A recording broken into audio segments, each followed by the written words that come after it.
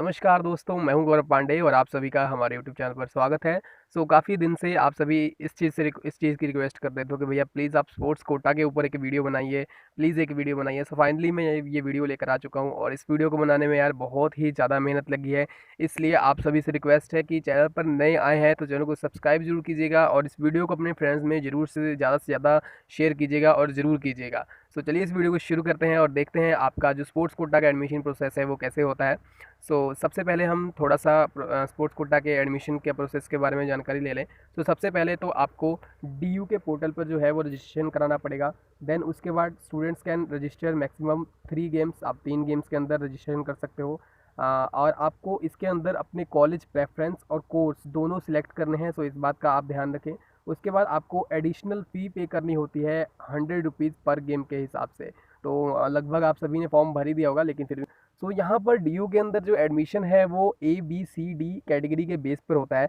ऐसे नहीं है कि आपने कोई भी सर्टिफिकेट उठाकर डाल दिया और आप सोच रहे हो कि उसके एडिशनल मार्क्स मिल जाएंगे, आपको 5% एक्स्ट्रा मिल जाएगा आपके परसेंटेज में। और कट ऑफ जैसे कि 90 है और आपके 85 है और 5% आप सोच के चल रहे हो कि आपको स्पोर्ट्स का सर्टिफिकेट का मिल जाएगा, तो ऐसा नहीं होता है। एक स्पोर्ट्स का अलग से प्रोसीजर होता है, उसकी अलग से एक लिस्ट निकलती है और अलग से आपको कॉलेजेस जो है अलॉट किए जाते हैं, एलोकेट किए जाते हैं। सबसे पहले मैं यहाँ पर आपको ABCD के बारे में बता दूँ।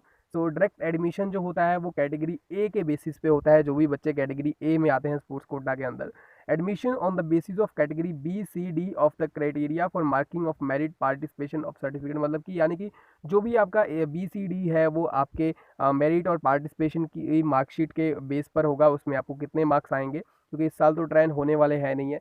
सबसे पहले हम कैटेगरी ए के एडमिशन्स को देख ले। Direct admission in category A, जैसे कि मैंने पहले बताया, students who represent India in under mention competition, कि अगर आपने इंडिया लेवल पे जो है कंपटीशन में पार्टिसिपेट किया है, अंडर साइन जो भी गेम्स हैं, जैसे कि Olympic games by international Olympics, world championship, Commonwealth games, Asian by Olympic council, ISF, South Asian games, Paralympic games. इन सब गेम्स में अगर आपने पार्टिसिपेट किया है या इसमें अपने इंडिया को रिप्रेजेंट किया है, आपको डीयू में जो है डायरेक्ट एडमिशन मिल जाता है बिना किसी नोक झोंक के।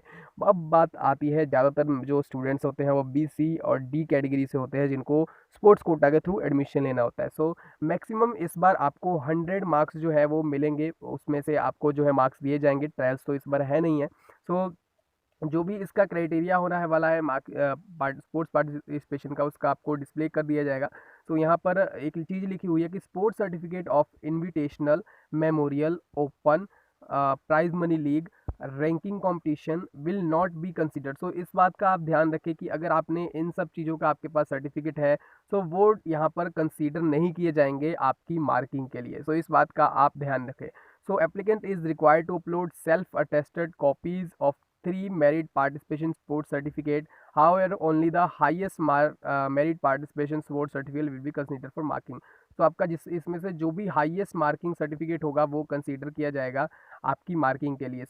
यहाँ पर टाइम ड्यूरेशन भी दिया गया है। आपका जो भी सर्टिफिकेट है वो 1 मई 2017 से 13 अप्रैल 2020 के बीच में होना चाहिए। और यहाँ पर और भी चीज़ें लिखी हुई हैं, अगर आप उन्हें पढ़ना चाहते हो तो ये पॉइंट पढ़ सकते हो। The applicant must secure minimum 8 marks, तो आपके कम से कम 8 मार्क्स होने चाहिए अगर आप डीयू के लिए में स्पोर्ट्स कोटा के थ्रू एडमिशन लेना चाहते हो। कौन कौन सी गेम्स जो है वो कंसीडर की जाती हैं डीयू के अंदर, मैं आपको ये सब बता देता हूँ। और बाकी तो यार देखो, अगर ऐसा सोचोगे कि कुछ भी आप गेम खेल कर आए हो और आपका कंसीडर कर लिया जाएगा, तो ऐसा बिल्कुल नहीं होता है।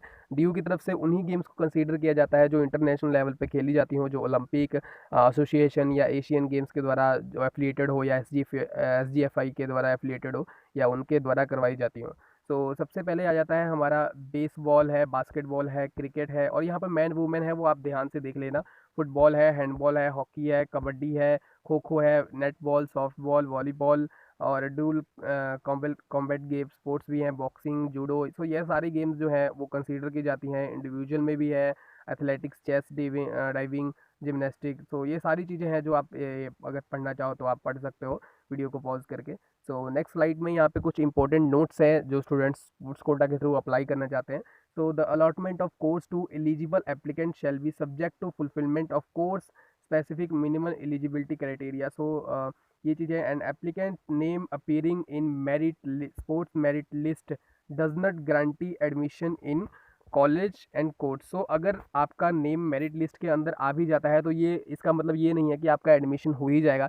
ये डिपेंड करेगा उस कॉलेज के कोर्स एंड उसमें जितनी भी सीट्स है उसके ऊपर। तो इस बात का आप ध्यान रखें। तो स्पोर्ट्स एडमिशन कमेटी जो भी होगी उसमें वो इन चेयरपर्सन उनका प्रिंसिपल होंगे, कन्वेनर कौन होगा, मेंबर है, नॉमिनी है। सो ये सारी चीज़ें हैं जो मेंशन की गई हैं कि कौन कौन से जो है स्पोर्ट्स कमेटी में मेंबर्स होंगे। सो इन केस ऑफ टाई जो है आपने क्या होगा कि अगर आपके मन में डाउट है कि अगर किसी स्टूडेंट का टाई हो जाता है मार्क्स, तो उसको सेम कॉलेज में दोनों स्टूडेंट्स को सेम गेम में कैसे एडमिशन मिलेगा, सो या सेम स्पोर्ट्स कोटा के अंदर कैसे एडमिशन मिलेगा। सो इसके रिलेटेड ये तो लिखा हुआ था, लेकिन यहाँ पर डीयू ने जो है न्यू जो अपडेट है टाई के लिए वो डाली है कुछ ही कल परसों प्रेस रिलीज करके। सो उसमें मैं आप सभी को दिखा दूंगा। सो नेक्स्ट स्लाइड की तरफ हम बढ़ते हैं। सो यहाँ पर कुछ बातें हैं जो मुझे नहीं लगता कि मेरे पढ़ने लायक है, आप सभी अगर चाहो तो पढ़ सकते हो। सो ये डिस्प्ले ये सब चीज़ें लिखी हुई हैं यहाँ पर। एक चीज़ जो है वो ज़रूरी थी कि जो भी बच्चे जो है अगर वो एडमिशन लेते हैं तो उनको एक स्टैम्प मतलब एक अंडरटेकिंग लिख कर देना होगा कि आगे चल के फ्यूचर में जब भी उन्हें यूनिवर्सिटी या कॉलेज उन्हें बोलेगा कि उन्हें कॉलेज या यूनिवर्सिटी के लिए स्पोर्ट्स में पार्टिसिपेशन करना है, किसी लेवल पे, नेशनल लेवल, स्टेट लेवल, जहीं जहाँ भी पार्टिसिपेशन करना है, तो वो स्टूडेंट जो है वो कॉलेज या यूनिवर्सिटी को डिनाई नहीं कर सकता है। अगर उसने ऐसा किया तो यूनिवर्सिटी के और कॉलेज के पास राइट है कि वो उसका एडमिशन जो है वो कैंसिल कर सकता है। तो एक आपको एफिडेविट देना होता है। सो यहाँ पर अंडर लिखिए लिखा भी हुआ है कि it is mandatory for the applicant to submit undertaking of non judicial stamp paper of ₹100 at the time of admission stating that applicant will practice and participate for the college, if selected will represent the university in sports a competition as determined by college university, with the college had right to cancel the admission if the applicants violates the undertaking of college. So यहाँ पर साफ साफ mention गया है कि अगर आप participate नहीं करते हो अगर कॉलेज के कहने पे,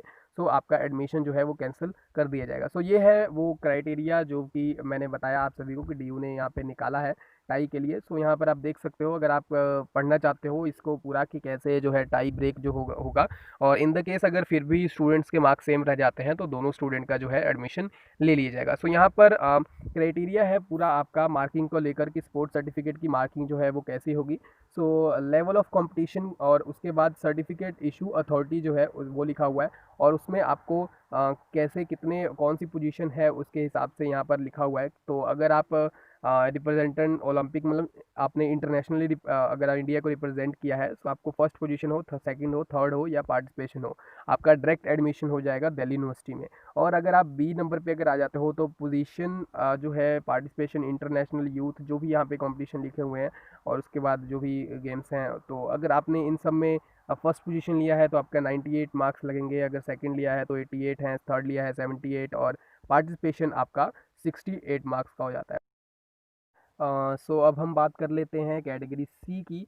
सो अगर आपने इन सभी कंपटीशन में किसी भी कंपटीशन में पार्टिसिपेट किया है और उसमें आप फर्स्ट, सेकंड या थर्ड पोजीशन आपने हासिल किया है तो फर्स्ट वालों को 58, सेकंड को 48 और थर्ड को 38 मार्क्स मिलेंगे।